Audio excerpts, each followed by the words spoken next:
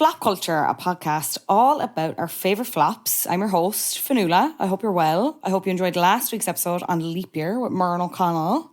Very fun. And I hope you had a fabulous leap year. Any proposals, girls? Let me know. Very intrigued to hear that. Let's get into this week's news. Where is Kate Middleton? Why won't she show us her BBL? I'm over it.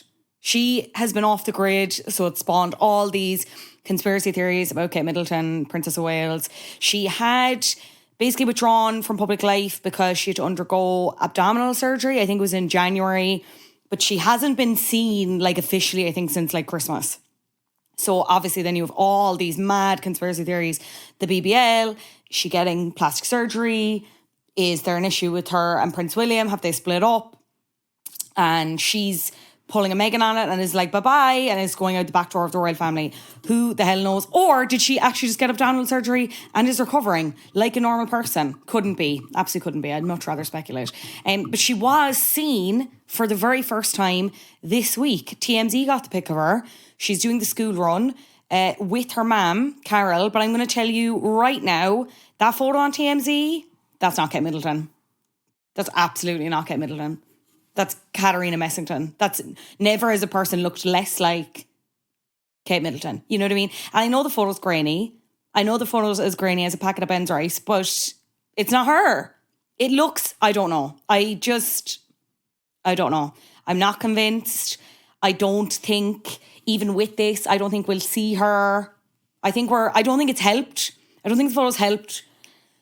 But I don't think it's going to necessarily, I don't think they're going to bow to pressure and be like, right, get out there on the doorstep like they did to her the last time after having a child, her still wearing a nappy. And it's like, go out there now. We'll give you a blow dry, but you have to take a few pics. You know what I mean? I think they're happy enough with not happy enough, but they're not going to bow to the pressure of this, basically. Apparently, the British press aren't going to cover this photo at all, which I think is interesting because obviously when they announced that she was getting the surgery and wouldn't be in the public eye for some time, there was a call for privacy there. And British press obviously want to respect that, so they're not covering or publishing this photo at all. And British press also reckon that the royal circles are going to be very, very, very cross about this. But we'll see. I don't know. What do you reckon? Is there more to this than meets the eye, or is she just simply chilling like a villain? You know, sick day. She's at home. She's watching The Den, maybe, perhaps. I hope she is. Good for her. This piece came out just as I was going to bed last night and I forgot about it, but then I read it this morning to try and bring myself up to speed. And it's basically Rolling Stone have kind of taken over from BuzzFeed as breaking these kind of pop culture investigations, like investigative journalism. They have this exclusive on what's going on with Queer Eye at the minute. It's by Cheyenne Rowntree. Queer Eye, the Netflix reboot of Queer Eye for the Straight Guy. It's on for 8 seasons. Hugely, hugely popular. One of Netflix's biggest reality shows, I would say, and one of their first actually forays into it. And it follows these five experts in certain fields, and they help these what they call hometown heroes who potentially have never encountered a queer person before. I think that was the point of the original season. I don't think they take that on as much as the reboot. I only watched seasons 1 and 2. I kind of fell off then. Anyway, they take these hometown heroes and they kind of, it's a makeover show, but their whole tagline is that it's more than a makeover show. You see them kind of interacting with their family members and they might get a wardrobe makeover and a house makeover, but it's also kind of about connecting within, and learning about yourself, right? And I say that, it sounds like I'm saying it sarcastically. I'm saying it absolutely sincerely. And obviously this brand is kind of built on niceness and oh my God, these lads go and they help these people. That's absolutely brilliant. But this expose is kind of painting a very, very, very, very different picture. Especially following Bobby Burke's departure. So Bobby Burke left last November. He was the home DIY guy. He was he was always tasked with making over the hometown hero's gaffes, right? And it's been this kind of long running joke that he has the biggest job of them all because he's literally making over a gaff while we'll say Anthony Porofsky, I think that's how you pronounce his second name, Anthony's like, here's how you slice a lemon. That's his entire bit because he does food. It's all very bizarre, right? For anyone who's never watched. I'm trying to imagine explaining this to an alien and I can't deal with it. Anyway, Bobby announced that he was leaving last November. And it was kind of, again, his Instagram caption, very nicey. It's not been an easy decision to be at peace with, but a necessary one. Although my journey with Queer Eye is over, my journey with you is not. You'll be seeing more of me very soon. It all seemed very abrupt because there was a new season imminent, I should say. Future seasons still up in the air. They had promotional rollout lineup. So everyone is a bit like, okay. And also because he was the only one that left. You've immediate kind of red flags isn't the right word, but people are like, okay, interesting. He did an interview with someone then after the fact. I think it was maybe the Hollywood Reporter or Vanity Fair, one of them, in which he kind of talks about it and just basically said that it was the right time for him to go and that he had thought they weren't doing another season and he had gone and basically booked all these other jobs. And then Netflix came back and he was like, well, I didn't think it was happening, so I can't just wait around. I've kind of gone and done other things. But again, also you're dogged with these rumours that maybe he doesn't get on with someone. And that someone in particular had been Tan France. Tan France is the fashion guy of the Fab Five, the style guy. And in it, he addressed that speculation and he said, I am paraphrasing, but he essentially said, look, we're not good, but like we will be fine. Something happened. I unfollowed Tan. I probably should have muted him, but like, it'll be fine. Don't worry about it. People fight. Like, which to be honest, I found like quite frank, quite honest. Not much. You wouldn't kind of get that response from a celebrity typically, right? That all kind of dies down, whatever. Bobby Burke's replacement was announced this year. I think it was just before this Rolling Stone piece came out. I'm going to get his name. Yeah, so the end of last month, Jeremiah Brent was announced to be joining the cast for season 9. They're heading to Las Vegas and he is going to be doing up all the gaffes now. He's an interior designer, HGTV star, big decorating fella, right? That comes out. Then we have this piece from Rolling Stone, which the headline, it's behind a paywall, but I seem to be able to access it on my phone for some reason without a paywall. The headline is, they play nice inside the tensions and tumult at Queer Eye. Queer Eye has a new member after Bobby Burke's departure. Sources claim long-standing tension among the group. But the kind of significant thing, so towards the end of the article is where they get into the Bobby Burke, Tan France stuff and kind of into more detail from these sources. But the thing that I found particularly interesting was there are allegations of rage issues with star Jonathan Van Ness. Jonathan Van Ness is the hair person. Jonathan Van Ness is non-binary. They use they, she, her pronouns. For the sake of ease, I'm just going to use they pronouns throughout. Jonathan Van Ness usually does the hair of the person. It's a bit of like grooming, kind of beauty, depending on the person. I actually became aware of Jonathan Van Ness through following a model named Tess Holliday. They were doing Tess's hair at the time, so I was familiar with them from social media. And when this cast was announced, it was very much like, oh, Jonathan is going to be the breakout. Because at the time, they were also already doing a series called Gay of Thrones for Funny or Die. I think it was like a Game of Thrones recap podcast, but it was like, I don't know. In hindsight, I'm like, was it actually that funny? I'm not sure. If you've watched it recently, let me know. So the cast was announced and I was like, oh my God, Jonathan is going to be the breakout of this, because they had built this personality of very funny, very camp, very warm, like very, very warm. I cannot stress that enough. If you've never watched Queer Eye, you're not familiar with Jonathan Van Ness, that is the main selling point of them, I would say. And of course, then they were the breakout star. I'd be open to argument on that, but if you look at even the career paths that the others have traversed, Jonathan is streets ahead in a very successful podcast, a very successful brand, maybe not so, we'll talk about it in the end. So to see these allegations, I'm going to be honest, it was quite shocking. But then it goes back to that thing of, if you build your brand on kindness and acceptance and inclusion and stuff like that, are you immediately setting yourself up for a fall? Are you immediately fucked? Because it's just going to look so much worse, whatever comes out about you. So the article details the success of Queer Eye at the last Creative Arts Emmys, they'd won in the outstanding structured reality program category, and it was the first time they'd been credited as producers, not just presenters. So like they're at this absolute high, and then you have Bobby leave, and it's like, what the fuck? So you have these 10 Queer Eye production members and well-placed sources giving all these allegations. And as I said, the most shocking ones are the ones levelled at Jonathan Van Ness. 3 more sources who worked with the reality star described Van Ness as emotionally abusive and having rage issues. There are allegations that I mentioned between, that Tan and Bobby didn't get on. Apparently that Tan conspired to pick Jeremiah as Bobby Burke's replacement.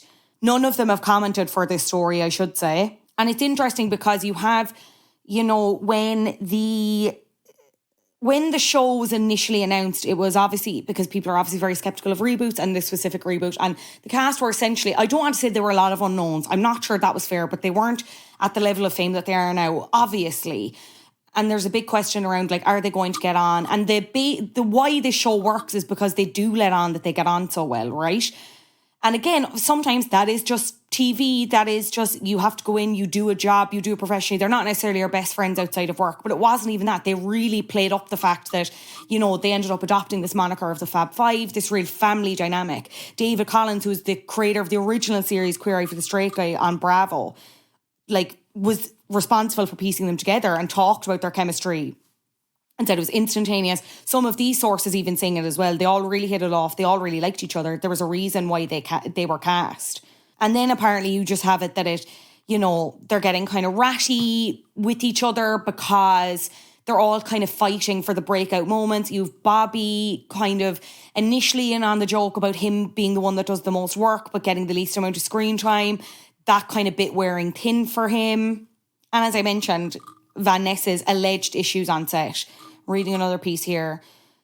3 sources who worked with Van Ness at the reality star was terrible to work with, using words like monster, nightmare and demeaning to describe them. 3 people labelled Van Ness as emotionally abusive and having rage issues, and all 7 sources said the star would lash out at crew members and people who worked closely with Van Ness. There's a real emotion of fear around them when they get angry. It's almost like a cartoon where it oozes out of them.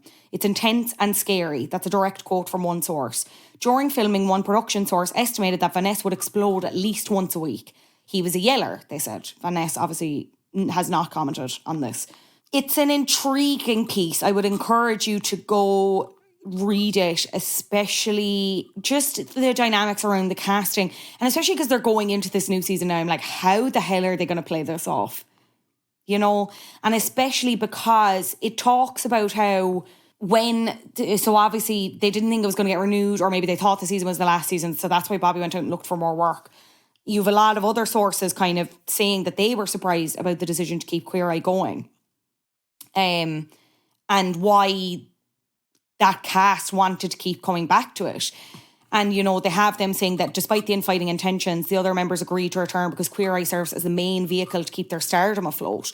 So you have Tan France does Next in Fashion. It's a fashion competition reality show with Gigi Hadid. I think that went for 2 seasons on Netflix. I'm not sure if it's been renewed. I don't think so.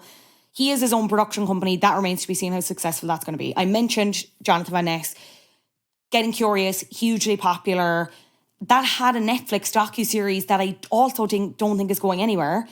The JVN hair care line, the main backer for that has gone bankrupt, which is crazy because anyone or anything I hear about those products is genuinely very good. It seems to be one of the few legitimate celebrity brands at the minute in which the products are good and the person knows what they're talking about, that way. Let me know if you've tried anything. I'd be intrigued. You have Karamo then. Karamo has his talk show in the States. Decent viewing. You're talking around 600,000 viewers in or around. It's kind of Maury-esque if you've never watched it. Does kind of seemingly well on social media. Did you know he is a skincare brand? I didn't. It's called Mantle. No idea how successful that is. And then you have Porowski, Anthony. He has a new docuseries coming with National Geographic, but he had a restaurant in New York City that closed in 2021 after 3 years. So it's crazy to think that maybe they thought this show would be the jumping off point to a bigger thing, and it kind of hasn't been. Queer Eye remains the thing for them. So maybe Bobby was right to get out when he did, even if it was under kind of shitty circumstances. I don't know. What do you think about it all? Let me know when you read it, or if you don't, maybe you're a big fan, maybe you watched all the seasons. It's shattered the illusion for me a bit. I was thinking I might go back and rewatch, but I don't know why I would now, to be completely honest. Okay, from floppy franchises to another, let's get into this week's flop. Premiering in August of 2010, The Real Housewives of D.C. aimed to capture the political intrigue and social scene of America's capital, promising a blend of power, prestige, and drama. But it was drama that ultimately derailed the show. Joining me to discuss is the best-selling author of Gaff Goddess, Decor Galore, and the brand new title, Garment Goddess, Laura DeBarra. Enjoy! Laura DeBarra, you are so welcome to Flop Culture. How are you doing? I'm good. I am obsessed with how you look right now. Like, this is the fact that you're wearing glasses over glasses, a fur coat, thigh-high boots, the hair is blown out, the gold earrings are on. I'm obsessed. She's committed, girls. Because I should say, and I had said this on Patreon, I think, in advance this episode, we were originally supposed to do Growing Up Gotti. Then it became very difficult to watch that legally. So we said, you know what? Let's make it easy for ourselves because you're a busy gal. You've got a book to promote, which we'll get to. What did you choose as your flop this week? So it's a debatable flop, but as Conor Brian and I were saying last night, it's not a flop to us. It's The Real Housewives of D.C. It's only one season. So if you are like, oh, I don't know if I want to get into Housewives, but you want to watch one season, this is it. And it is so controversial because they nearly got Bravo shut down. I am a lapsed Housewives fan. I will say I got into it during the pandemic. So I've watched, I think I'm a season behind on Beverly Hills. I'm a couple of seasons behind on Potomac. A couple of seasons behind on New York. They're kind of my mainstay ones. And I know everyone says Miami. I'll get to Miami eventually. But I've been finding it kind of hard to get back in. Feeling a bit lethargic. This could be the season to bring me back in, I think. Because it's absolute lightning in a bottle. It's everything you want from a Housewives show in terms of good casting, mental people, you couldn't write a storyline except you could because it happened. It's just, what is it about it that works so well for you? I think, so it's Housewives before Housewives had massive social media profiles. Yeah, because I didn't realise, that this was only like the fifth iteration of, I thought it was way, way later and it was just like, okay, we already have loads of these other Housewives franchises, so it doesn't matter. But this is only the fifth one, and at that point it was only, ratings wise and stuff, it just wasn't doing as well as the kind of juggernauts anyway. Yeah, it was like, I think like at the time, like you see in the reunions, like one of them's like, everybody's telling me they love me on my Facebook, and I'm like screaming like, I would never have a Facebook now because Facebook is so different. Yeah. So you're in a totally different time. Phones aren't out all the time. There is no glam like at all. It's like, you know, the way Kyle Richards does her makeup herself now. You're going back into that era. So they take themselves a little less seriously from the point of view of public opinion. They're more concerned about the other housewives' opinion. So it's like, it feels a bit more real. And I think as well, they cast it very well. And the producers are so shady in this. I think the producers aren't as shady now. They're so shady. So and also a lot of times housewives go in now because they're so aware of media and their presence in media. This one, you're just watching them and you're going, don't say that. Don't do that. Like, we can like talk about the big thing in it now. I think we need to get it out of the way, basically. Absolutely, yeah.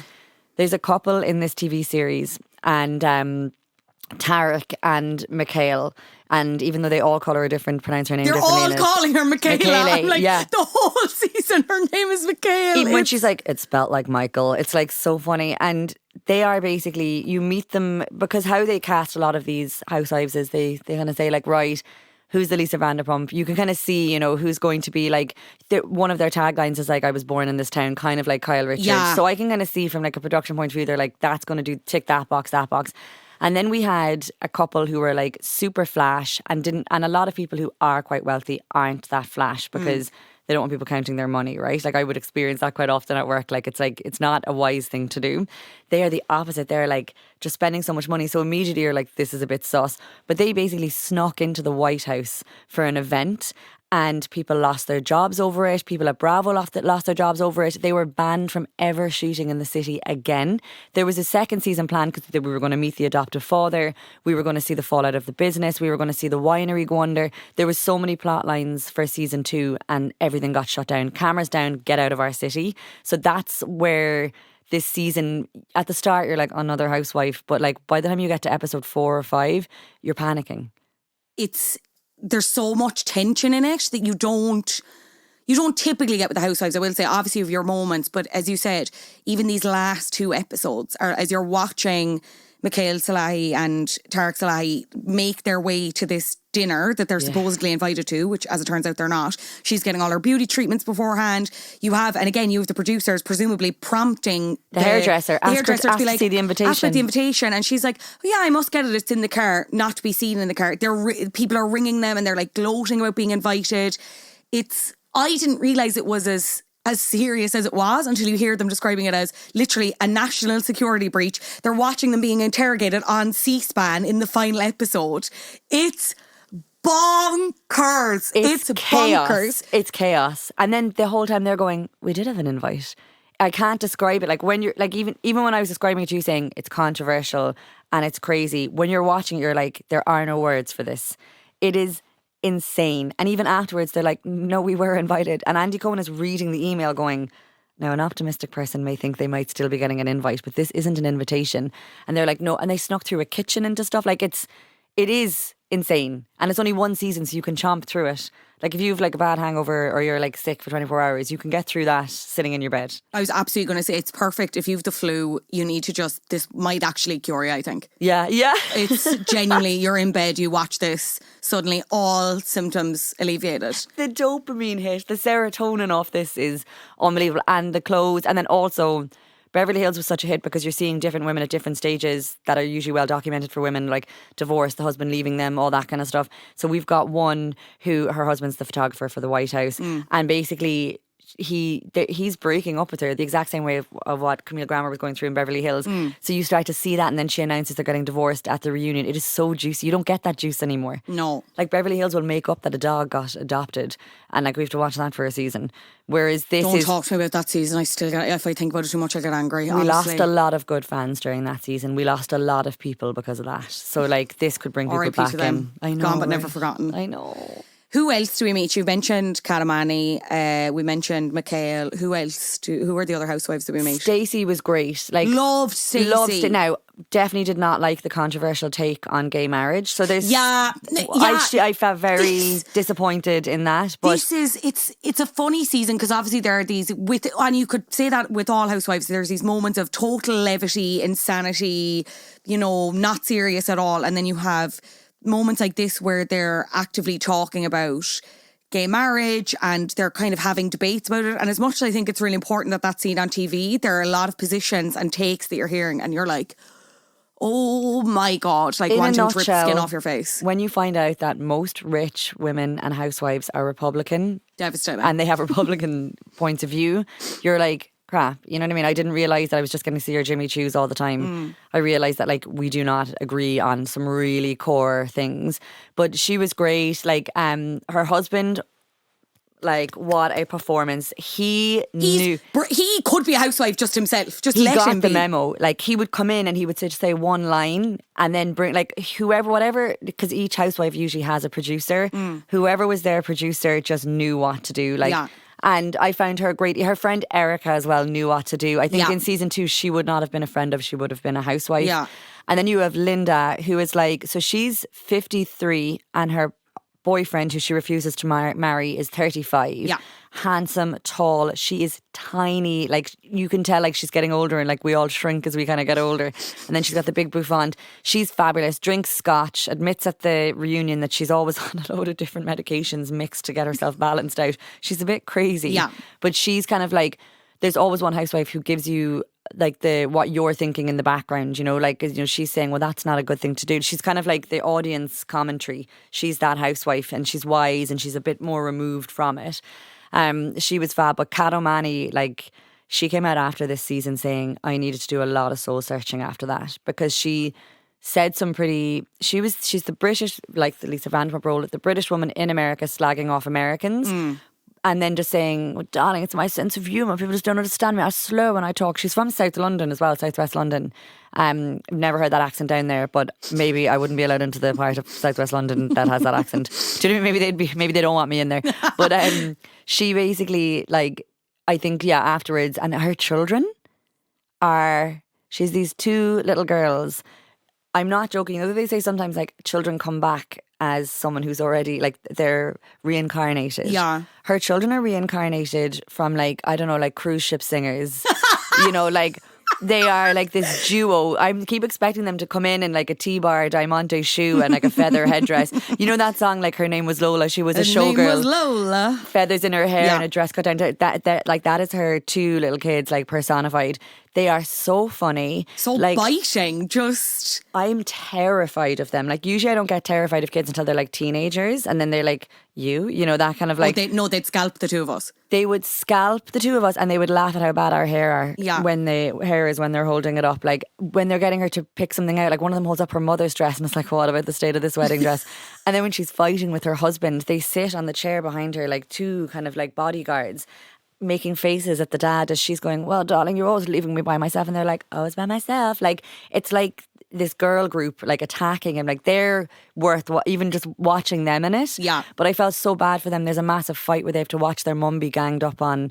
That wouldn't happen now. And then, like, the fact that he never said goodbye to them when they got divorced. Very sad. I'm sure they got their own back. Like, I'm sure there was a few tires slashed, but they were great. I liked Mary Amon, but she's kind of boring. Now that I'm thinking, I'm like, in terms of, she didn't have a lot of meat in comparison to the others, bar that weird, the daughter potentially taking the car or something that Tarek was alleging her of. What did you think of her? And sorry, the closet, I will say, absolutely iconic. Iconic. And I love as well how, like, from a psychological point of view, she's making this massive thing about her daughter, but then you realise it's actually just her being like, I mean, we're so close in age. I'm like, you had her when you were 20, like 20 years is pretty... You didn't have your daughter when you were 18 months old. Like, there's only 18 months between you. Like, do you know what I mean? And she creates this really big deal around the daughter being the same size as her and wearing the same clothes as her. But in all the scenes, they don't look like they wear the same things, you know. She was a bit vanilla, but you need that filler. In this season, you have to have, like, a really beige housewife because everything else is so chaotic. Yeah. Like, Mikkel could have just carried the whole season. Like... It's just wild. And then the fact that afterwards, are we allowed to talk about what happened afterwards? Oh yeah, absolutely, yeah, please. So you've watched this and you're like, the blood is pumping through your veins. Like the reunion, you're like, they want security, no one's allowed out. Like it's outrageous.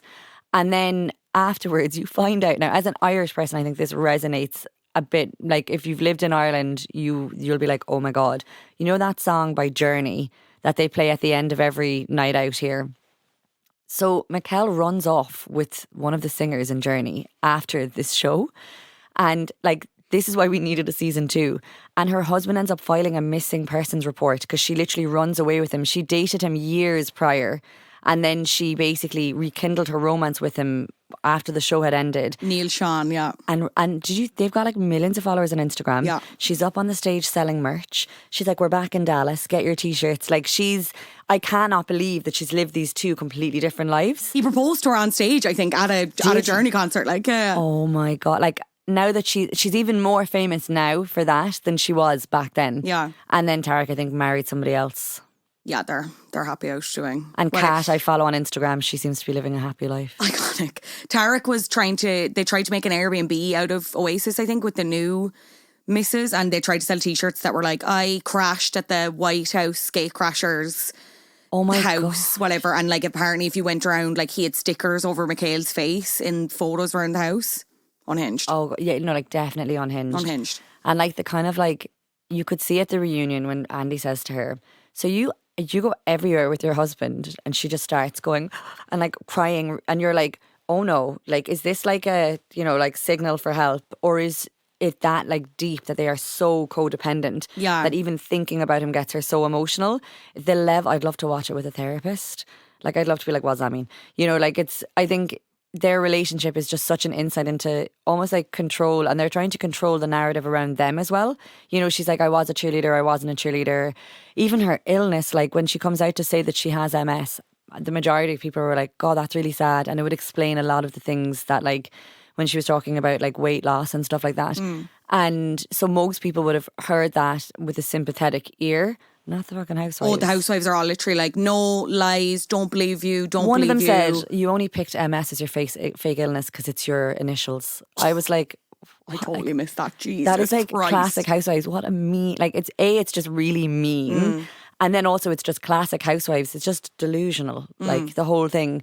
But it definitely, like a lot of people are like, oh, that just flopped because they nearly got Bravo like thrown out or whatever of the country. But I thought it was just a stunning season. Like Connor and I were talking last night, like the insight into politics, you wouldn't have that accessibility into politics now. Yeah, and it was what made that franchise unique, obviously, because it's set in DC. It's so different to any of the other settings. And that's kind of what I found. Like, it was that balance again of like the levity, the political stuff. It was such a good mix. It's just such a shame that it just imploded so spectacularly, because Andy Cohen has said himself that he did want to do a second season because obviously in 2015 then Potomac started. Yeah. And when it was coming out, Andy was essentially like, yeah, no, it's not going to be political at all. It's about like the etiquette. They take etiquette very seriously. It's a very different cast, whatever. He said, I feel like with the White House crash, there was such a stink on it from those two, referring to the Salahis, but he keeps calling them the Salamis, which I thought was funny. God. And I know Mary had spoken about it after. She said, I like to use the word derailed. It really derailed things. The focus shifted a lot from who we were independent as people and contributors to DC, and to what these people were and what they meant to us and how offensive they were. But I feel like they like to play down the impact that you were mentioning there about people like legitimately getting fired, the fact that they're not allowed to film there anymore. Everyone like, it was really, dropped it. It was big. Like, it was massive. And I think, like, obviously, if let's say we ran Housewives, right, which we will someday in Ireland. I can't like, wait. No, like, Brilliant. there's like 5 of us in Ireland. You know our team who already they're going to be. Connor and you've already mentioned. Like, we've got the production ready to go. We don't want to star in it. We know who will star in it. Like, I have like a full cast in my head for this. You know what I mean? If we were doing this, we would want to move away from this as soon as possible. So I get it. Like, you'd be like, okay, we're like, let's not associate ourselves with this. And also the White House were like, you have shown us to have a really lax security. That is the biggest issue, was that they were able to sneak into somewhere where the president was having his dinner. Yeah, I will say it is kind of insane that you watch them go up to someone with a clipboard, the person on the clipboard be like, yeah, your names aren't here. Can you just stand over there for a second and we'll sort it out? And they go, okay, and then seemingly walk in the front door. And it's because they had a camera with them. Like, anytime, like whenever I was working in retail, they'll be like, oh, like, you're not allowed to let people see how you could get away with shoplifting, because people will just repeat it in an even better way. So, like, you're on TV getting shown how to slip into a dinner at the White House, you know, like, and like the Black Caucus dinner is massive, and it is something that had so much integrity attached to it that it kind of like, it was something that they wanted to keep in such high regard, and it was so important to so many people that it felt like 2 white people were making such like a mockery of Obama and what was going on in the White House at the time. You know what I mean? Like, I felt like a lot of people were so disappointed, because they were like, of all the presidents, to feel like you could just march in there uninvited, it was just such a sour taste. Yeah. But to show the security breach, like, internationally, people would have been like, sorry, they weren't even like masterminding criminals. Like, these weren't even like, they walked in. These are they walked in. Reality TV stars literally walked in to a White House dinner, and all they needed to bring was like a Bravo camera. You know, I think that's what, there was like a lot of embarrassment, but people getting fired, I'd say it probably happened in Bravo as well, but the White House staff got fired because of this. It's bonkers. Wild. Can we talk about the taglines? Yes. Let's rate and review them. Okay, so we have Mary, I don't make money, I spend money. Thoughts? You would never do that now. Why? Because I think people now know, like, talking about your wealth brings the wrong audience. People want to know why. They want to find scandal. And I think as well, like, I don't, you know, like, I make money. It's just, it kind of shows her character through that as well was a bit boring. Because that's a boring tagline. There's no spice. Like, I'm not getting heat from that at all. Yeah. Well, which brings us nicely to our next one. Linda, I give people enough rope to hang themselves and the smart people don't. Wow. Terrifying. Because it's like, when I meet you, I'm already waiting for your downfall, you know? And I think as well, a lot of her power, even she's the only housewife I've seen at a reunion with Andy where she goes, no, that will not be happening. And Andy's like this, and she's like, nope. So I think her sharpness and her threat is her superpower. She's very threatening in her words. Like, I don't know, like, I don't feel like she is very powerful, but then I feel like she is because she's telling me she is. Yeah. Stacey, DC is my town and I thrive in it. And she really, really loves being in DC. Yeah. Like her whole life is around. She's great for the insights. When she's sitting there, she's saying like, this is how DC works. This is how politics works. We do not flash like this. We do not do this. This is why we don't like this type of person. She's like a narrator for the DC lifestyle. So like she's like Kyle Richards. She's just she loves her city. Kat, I'm here for a good time, not a long time. Classic Facebook meme fodder there, yeah? Also, like, Kat is at a stage of her life where she's just given up on a lot. You can see she is, and that tagline shows it. You know what I mean? You can see she's like absolutely bewildered at how she's being treated in her marriage. She talks about how lonely she is. She's sitting in her house all the time. She's on that. You know, when you ever go through a bad stage of life and you're like, I know I'm coming to the very end of this cycle and newness is going to start. Yeah. I think that's what she's saying. I'm here for a good time, not a long time. I think she genuinely means in DC. Yeah. And then finally, Michael. People have a hard time saying no to me, and that's just been my blessing. The worst tagline she could have picked in her situation, because a lot of people had sympathy for her when they thought that he was manipulating her. But then when you realise that she sets out to manipulate, and even when he says on the trip, honey, you can only take one suitcase, and the producers just did her dirty and that, and then she's saying, I can take 3. And then, you know, she does that voice and he says, oh, maybe 2. And then she's like, I can take 2.5. And it's like, you see how she actually does get her way, and then she runs straight up to him and is like kissing him and cuddling him. So, and when she's shaking her hands, they zone in on all the way she kind of like charms people. Yeah. So she could have done a better. She's so touchy-feely with everyone, and it's something the other housewives notice. Like, She she's wouldn't have immediately lasted. like, love you, pinky promise, blah, blah, blah. All up like this, you know what I mean? She wouldn't have lasted 2 seconds in COVID lockdowns. Like, her power is overpowering you. Yeah. You know? Yeah. Do you know what I enjoyed about this franchise as well is that the person who's the villain kind of changes throughout. I feel like when I initially started watching, I was like, okay, Mikhail's a bit delulu, but Linda's the villain. And then Yes. you're like, well, actually it's Linda and Kat. And then you're going through it and you're seeing Mikhail and Tarek unravel, and you're like, oh my God. And then, as you said, you're kind of questioning their relationship and who's in control or whatever, and whether Mikhail's in this situation where she doesn't really know what she's doing. But by the end of it, firmly, you're like, oh my God, no, like, you are villainous in a way that I've never seen. Like, you're a villain, but you're smiling at me, like. Yeah, and also they make out that they couldn't be capable. But the minute, one thing I've learned from like watching Housewives for, I feel like since I was born, anyone that's like staying in a hotel, you're immediately, their producers always put that line in. They always stay in a hotel when they're in DC, and then when they go to buy, they basically have this amazing scene where one of the housewives, Stacey, is an estate agent. So I'm always like loving hearing the questions she asks and everything. And she's like, oh, you're always staying in these fancy penthouse hotel rooms, like thousands and thousands. Like, did you see when they walked into their suite? And it was room after room after room. But then you're not even buying like a flat. Like, you'd have the flat paid off in a year. Like, they're paying hundreds of thousands for it. And then the producers did them dirty again with them not being able to pass the credit check, even though they're like, we'll buy for a cool 8 million. And then she's saying, we could have £100,000 house, or we could have a £13 million house. And none of it's making sense. Like, that insight into it was amazing. But you realise that they are kind of pulling the wool over people's eyes, even down to the estate agent. They're not going, yeah, I'll send over my credit. I'll show my proof of funds. Like, I have to do that in work every day of the week. It's the easiest thing ever. Your accountant goes, here's a screenshot of your bank account. You send that to your estate agent. It's sitting in there. Then you pass an AML check. When they were going, I was like, they're such bullshitters. We're going to take a very quick break. We'll be right back after this. You touched on it earlier, but this is obviously at a very different time for Housewives, like early 2010s. How does the fashion and everything compare for you, especially with the newer seasons and franchises? I love it because people aren't wearing stage outfits. Like Beverly Hills, they're wearing an outfit you know they're only going to wear once. In this, like, they're repeating outfits. They're wearing the same shoe in many scenes. They're the Housewives seasons like I love. I love seeing Bethany in like the same V-neck t-shirt and Real Housewives a few times. It's like if we were on Housewives, right? We'd be like, oh, that worked well. I'll wear this again. I'll do that. I'll wear my good shoes, like my good heels. I'll wear them to the event or whatever. And you're not seeing the kind of performative clothing and the pushing of the micro trends, etc. So the fashion in it now, it's got a really good time. It's the early 2010s, as you said, right? And I was working in Harvey Nichols at the time in Edinburgh around university. And what was really trending were these like satin tulip shaped dresses.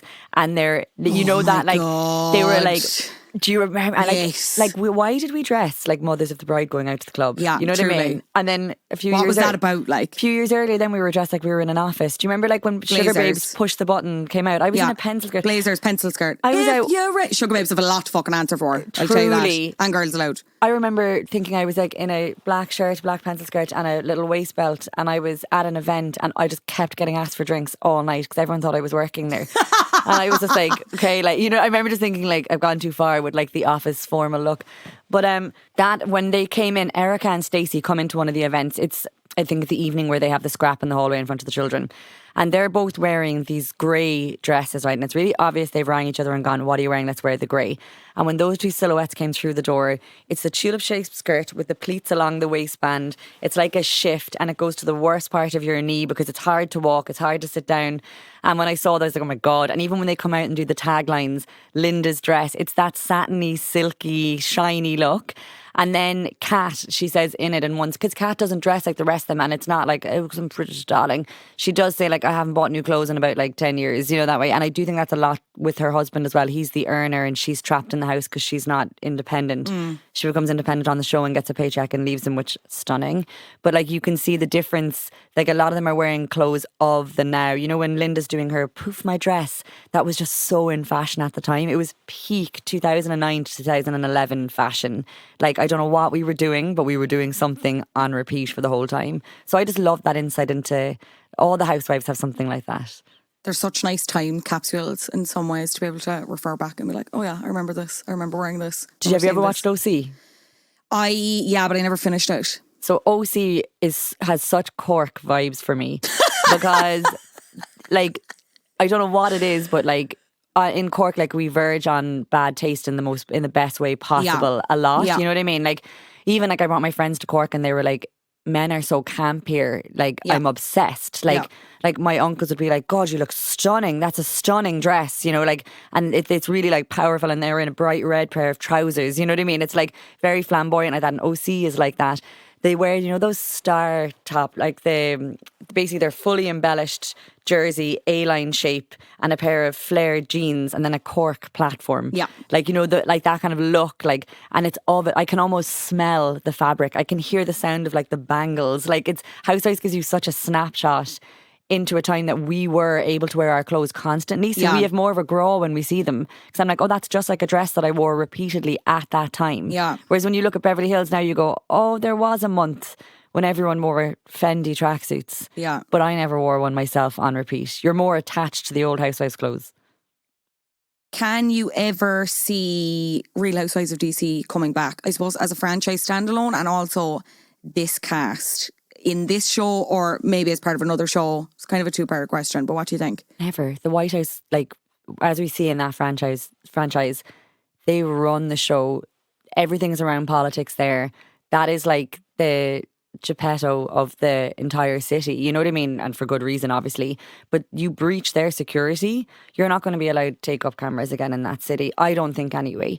I think maybe if there was like, you know, a really like, even when Trump was there, they didn't even, like, that would have been the perfect time to bring a reality TV series in. He probably would have okayed it.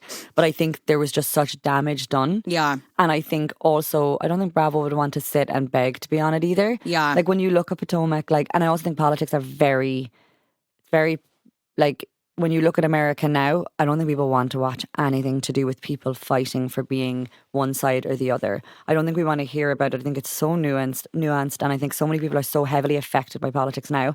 I don't think there's a place for it in reality TV anymore. But like, Potomac is like the way we get to see the same kind of like buzz of how they lived aside from politics, and it's like an excellent franchise. I love Potomac. Candace is like, I think, one of my favourite housewives. Oh, she's incredible. And that song is a banger. That song is actually good. And her husband is a parody for me.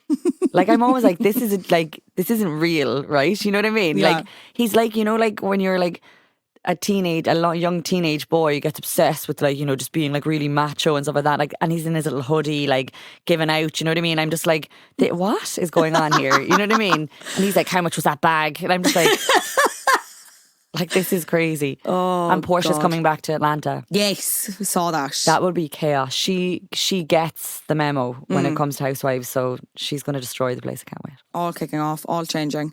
Okay, in a nutshell then, why did Real Housewives of D.C. flop? Real Housewives of D.C. flopped for 2 reasons, I think. One, I think it didn't heat up towards until the end, and then there was this massive bang, and I think that's because they thought there was going to be a season 2, so they had legs in it. So it was a flop because we never got a rounded out sense of the drama. It just stopped. It's like your friend is like, oh, my taxi's here, I can't finish this gossip, and you're like, oh, deflated. And then I think the big flop was the fact that they breached security in one of the places that's supposed to be the most secure place in the United States. And it flopped from like a security point of view as well as a viewer point of view. But for me, I think it's an incredible, like if somebody says it's a flop, I'm always like trying to fight for it. But on paper, it's a flop. You are a best-selling author and your new book, Garment Goddess, is out now. Talk to me a little bit about it. Why did you want to write that book? I think it's like with Gaff Goddess and Decor Galore, a lot of it was so organically came about because people were like, it was stuff I was doing at work. And people asked me a lot on fashion because my background's in it. I studied it and I worked in it. And I think we're all a little bit disgruntled. Now, you know yourself, like quality's crap out there. It's hard to get good clothes. It's hard to get good quality. So it was kind of coming about anyway. And it's just like the same with Gaff Goddess. I was answering the same questions. And I was like, there's a book in this. But I think in my head, I've been writing it for years. You know, it's something I've always wanted to do. But it's been so well received. Like at the events this week, like I keep saying, like the readers of these books are like friends I haven't met yet. Like we're all like on the same buzz, you know. Like it's all like the same interests and the same kind of concerns, and we all want the same things out of our clothes, you know. So like it's not a book on style or how to look or what size or budget or like you're an apple, like, you know, it's not that. Like, not the apple shape. Fuck me. No, like Jesus I wouldn't Christ. listen to someone telling me how to dress. I'm not going to tell someone how to dress. Instead, it's more like here's all the info and then you make the decisions you want to make. But it's just been lovely. I feel like I've fallen back in love with fashion again. Like I left it because I couldn't stand the integrity of it because we were designing fast fashion, and now I feel like I'm standing behind, like every time I'm holding the book I'm like, this is something that I've created in fashion that is going to do the reverse of what I was doing as a designer. It's reducing landfill, it's making people think twice about stuff, and it's helping people get a wardrobe that's long lasting. Like I feel like I've kind of done myself justice in it. I feel really proud of it. So. And you should. It's brilliant. I leave a link to order it in the show notes as well as all thanks. of Laura's other books. Where can people find you otherwise? Where else are you? I'm Laura DeBarra on everything, but I'll warn you, it's just like my personal life on social. So, but I use Instagram. The most Instagram is Laura DeBarra, and TikTok is more like hacks for the home. Laura DeBarra as well. Laura DeBarra, you're more than welcome back. Please come back because you had a couple of other suggestions. One, Amazon Prime, if you're listening, put Growing Up Gaddy back on Prime, okay? Because I would like to do that. We need to like definitely push for that because it's incredible. We could do an episode per book the next time you keep going. So we'll do Growing Up Gaddy, and Daisy of Love was also on the list. So you need to come back for that. Oh my God, Daisy of Love. And we need to do Rock of Love as well. Yeah. And like Mob Wives was brilliant. But I think Daisy of Love, we have to, even for the push-up bras. And we could both wear like a big massive push-up bra for it and a trucker hat. I think what we should be doing, because today we've got Mob Wives to chat about this because we were doing it. But I think the next time we do it, we need to theme with it. But we need to do that Ed Hardy look. I'd love to see you in it. I had an Ed Hardy perfume when I was younger and I thought it was the shit. It was like a big, and it had all the Ed Hardy colours on it. It was bright pink. And it might as well have been petrol, but I was living. Oh my God, and it probably was petrol. Yeah, literally, yeah. My godmother got it for me. Shout out Brita. But I'd say she was like, what, not a clue. Anyway, on a tangent. Laura DeBarra, thank you so much for joining me on Pop Culture. It has been a fucking pleasure. Thank you so much. A huge thanks to Laura DeBarra. I will leave all of her links below. Don't forget to pick up a copy of her new book, Garment Goddess, or any of her other books, wherever you get books. Finally, who is top of the flops this week? You're a flop. Top of the flops this week is the Cyrus family, because what in the fucking EastEnders is going on here? I cannot stop thinking about this story. It's everything I want from a celebrity story. It's just so cuckoo bananas. If you're not familiar, we need to go back to 2022 first of all and talk about Tish Cyrus, Miley Cyrus and Noah Cyrus's mum. She files for divorce from Billy Ray Cyrus, Noah Cyrus's and Miley Cyrus's father. They have been plagued for years with rumours of infidelity, and they had split up prior to that, and I think Tish had initially filed. Didn't end up going anywhere.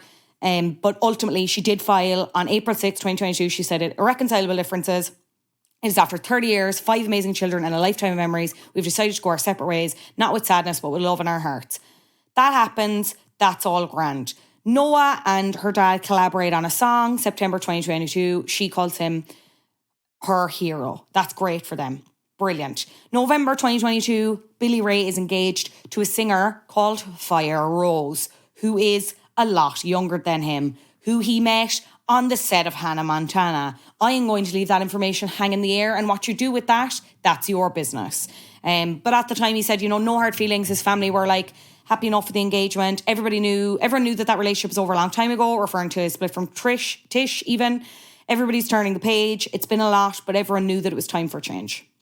August 19, 2023, we're fast forwarding slightly. We have Tish Cyrus. She's getting married to Dominic Purcell. Dominic Purcell, if you are an American, he was in Prison Break. Some of the children are present. Some of them aren't. Which children are present? We've got Miley. We've got Brandy. We've got her son Trace. Everyone's delighted. They're in Malibu. They're getting married. Brilliant. Everyone's like, where's Noah? Where's Brazen Cyrus? Apparently that's a name. On the day of the wedding, Noah shares a photo and she's wearing a t-shirt with Billy Ray on it. So everyone's like, oh my God, they've picked sides there. They're scrapping, blah, blah, blah. Not great. August 24, 2023, Miley is talking about her dad and says that she and her dad have widely different relationships to fame and success. Because I think it should be noted that Hannah Montana kind of helped Billy Ray get him out of his irrelevant era. His irrelevant, kind of embarrassing era. Like, Achy Break Heart was very embarrassing for him and perceived as like a joke song, not a legitimate song, right? Miley's coming out then to summer vacation and she has this special to go along with it, Endless Summer Vacation, continued, in brackets, backyard sessions. Guys, we need to make titles longer, I think, just a note on that. She talks about her dad and she says, my dad grew up the opposite of me. I grew up on a soundstage, like in a house with a family that was super close and all lived under the same roof. And I grew up financially stable and emotionally stable. I think in my relationships also. That's something that my dad didn't have. I think that's where me and my dad's relationship to fame and success is widely different. Him feeling loved by a big audience impacted him emotionally more than it ever could me. When he feels special or important, it's like healing a childhood wound. And I've always been made to feel like a star. It makes me emotional to think about. Trace Cyrus comments in between this, August 28, 2023, says he'd be more successful if he wasn't part of a famous family. This is on his Instagram account. He's just doing an Instagram QA. October 10th, so this is however many months later after August, October 10th, 2023, Billy Ray Cyrus marries Fire Rose. They get the People exclusive, I'm pretty sure. 10th of the 10th, 2023 will always be the beautiful, joyous day that our two souls united as one in holy matrimony. It was the most perfect, ethereal celebration of love we could have ever imagined. Brilliant. Perfect. February 4th this year, the Grammys. Miley Cyrus does not thank Billy Ray Cyrus during her Grammys acceptance speech. So again, everyone's like, what's going on? A couple of days later, Tish Cyrus is on the Call Her Daddy podcast and gets into more detail as to why they split and why it was kind of inevitable. She says, it had not been in a good place for a long time. I think I did stay so long out of fear, literal fear of being alone. I met him when I was 24, so I grew up and he was such a huge part of that. Being alone and all of a sudden just having kind of the weight of the world off my shoulders in some ways, and I was able to just breathe. She was talking about life at the beginning of COVID. Billy Ray had stayed in Nashville. She stayed in California to be closer to Miley and Noah. Her mother died during that time as well, and she said she had a complete psychological breakdown. I could not eat, I could not sleep, I could not stop crying.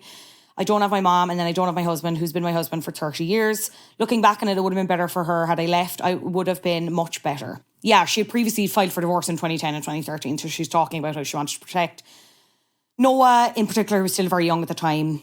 But, yeah. Then you have more sources saying Noah's always going to be loyal to Billy Ray after the divorce.